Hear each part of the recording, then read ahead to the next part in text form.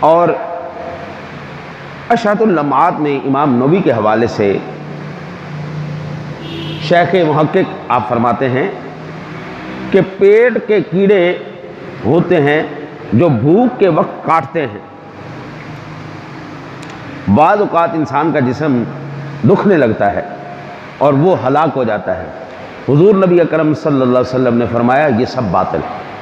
اشعۃ اللمعات کی تیسری جلد ہے، 664 نمبر صفحہ، ٹھیک ہے نا جی۔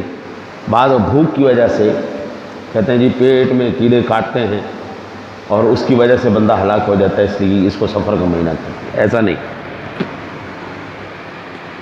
اشعۃ اللمعات میں لا سفرہ کے تحت ہے، باشارین کے نزدیک مشہور مہینہ مراد ہے جو محرم کے بعد آتا ہے۔